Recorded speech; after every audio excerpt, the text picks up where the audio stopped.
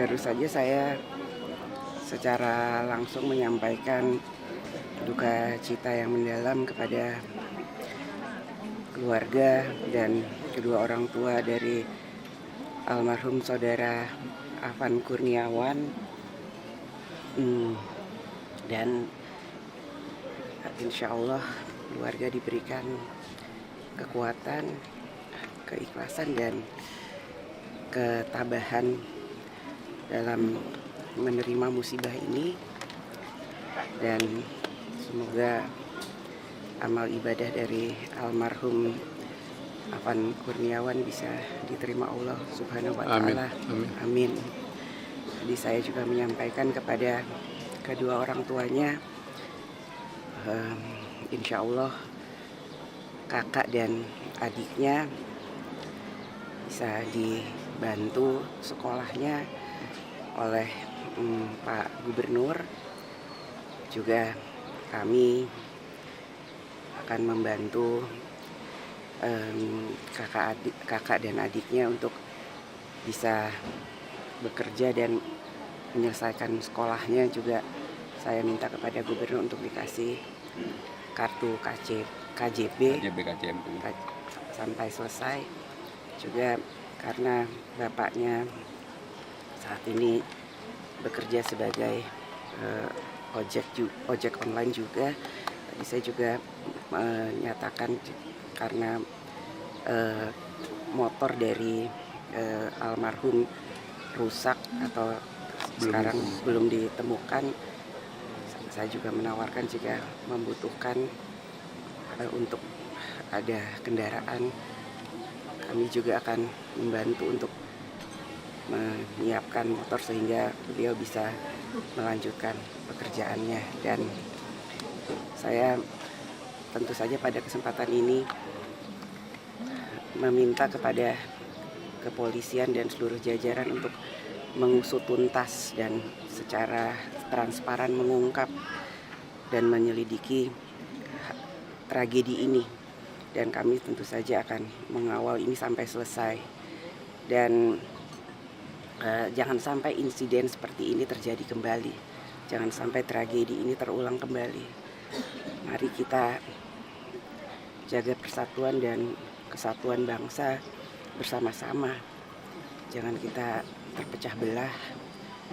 Jangan kita korbankan bangsa dan negara ini. Kita semua rakyat Indonesia. Kita bangun bangsa ini bersama-sama dengan bergotong royong. Semuanya saling menahan diri. Mari kita bersatu untuk Indonesia. Mbak, langkah DPR ke depan seperti apa Mbak, melihat kemarin kan publik cukup bergejolak di ulang tahun DPR sendiri? Ya, Upaya penenangan publik ini seperti apa Mbak? pertama-tama tentu saja atas nama anggota DPR dan pimpinan DPR, sekali lagi saya meminta maaf jika kami sebagai wakil rakyat belum bisa bekerja dengan baik secara sempurna.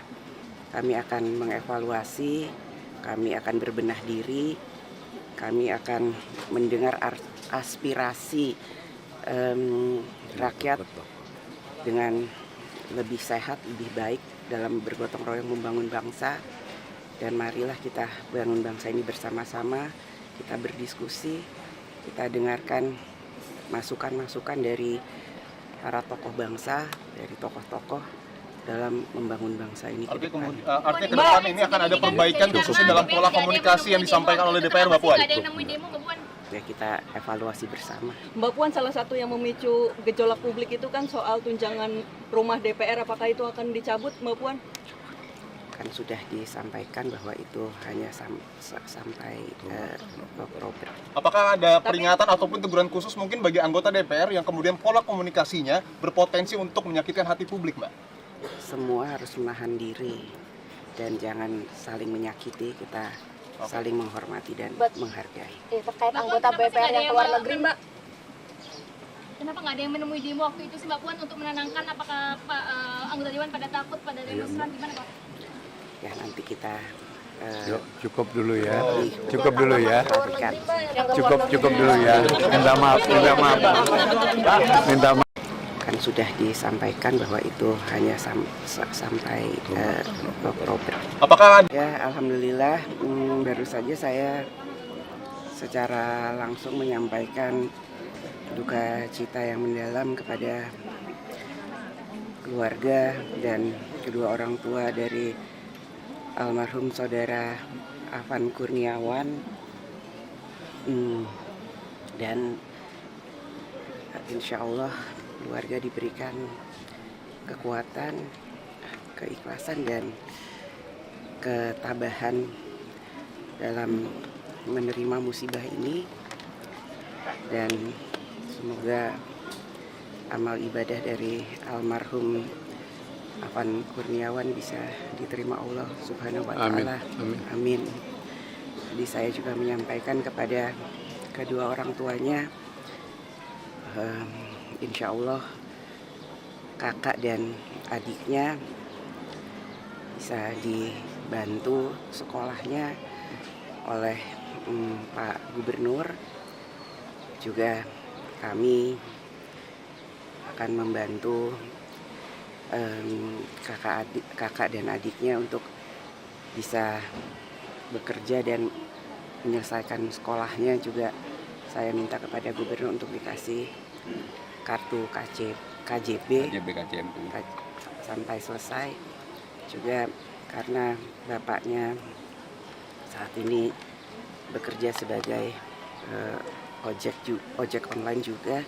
Tadi saya juga menyatakan karena motor dari almarhum rusak atau sekarang belum ditemukan, saya juga menawarkan jika membutuhkan untuk ada kendaraan, kami juga akan membantu untuk menyiapkan motor sehingga beliau bisa melanjutkan pekerjaannya. Dan saya tentu saja pada kesempatan ini meminta kepada kepolisian dan seluruh jajaran untuk mengusut tuntas dan secara transparan mengungkap dan menyelidiki tragedi ini.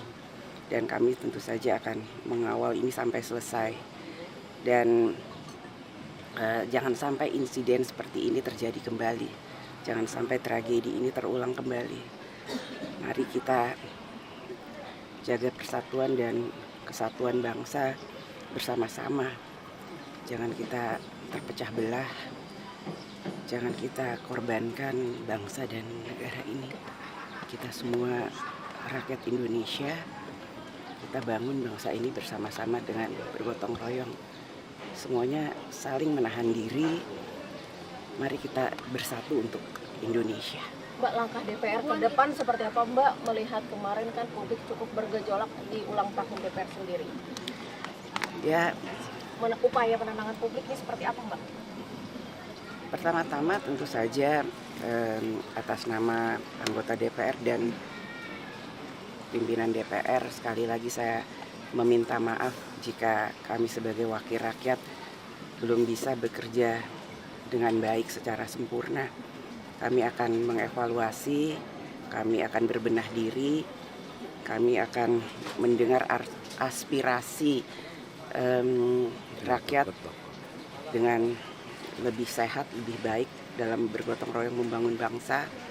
Dan marilah kita bangun bangsa ini bersama-sama, kita berdiskusi, kita dengarkan masukan-masukan dari para tokoh bangsa, dari tokoh-tokoh dalam membangun bangsa ini ke depan. Artinya ke depan ini akan ada perbaikan khususnya dalam pola komunikasi yang disampaikan oleh DPR, Mbak Puan? Nggak ada yang nemuin demo, Mbak Puan. Ya, kita evaluasi bersama. Mbak Puan, salah satu yang memicu gejolak publik itu kan soal tunjangan rumah DPR, apakah itu akan dicabut, Mbak Puan? Kan sudah disampaikan bahwa itu hanya sampai Oktober. Apakah ada peringatan ataupun teguran khusus mungkin bagi anggota DPR yang kemudian pola komunikasinya berpotensi untuk menyakitkan hati publik, Mbak?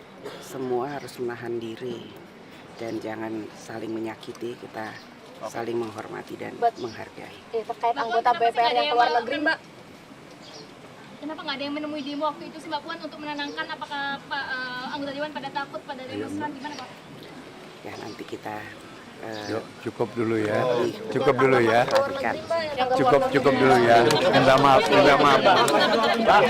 Saudara, tunjangan fantastis DPR di tengah ekonomi sulit terus dikritik. Amarah warga semakin memanas karena dipicu gaya komunikasi beberapa anggota dewan yang seakan menantang kritik masyarakat. Bubarin DPR, jangan. Memang yang ngomong itu rata-rata orang yang nggak pernah jadi duduk di DPR. Cuman mental bilang bubarin DPR, itulah orang.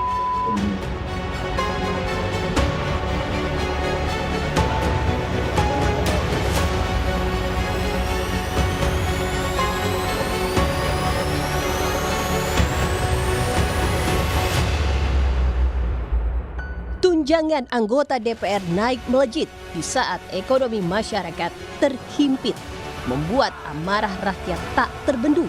Para wakil rakyat dinilai tidak peka dengan impitan ekonomi yang dirasakan masyarakat.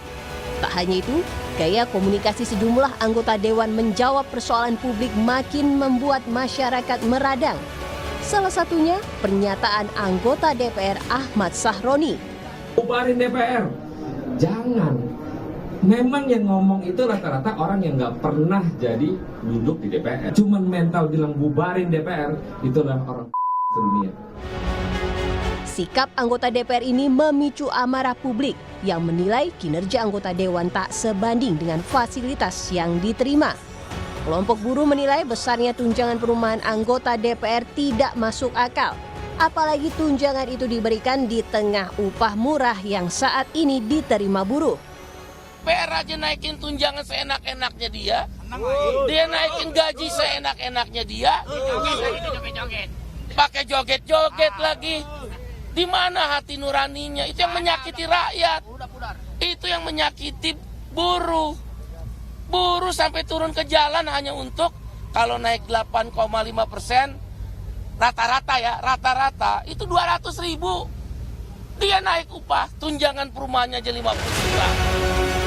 Mendapat kritik sana-sini, Ketua DPR RI Puan Maharani meminta maaf jika kinerja Dewan Perwakilan Rakyat dinilai kurang memuaskan masyarakat.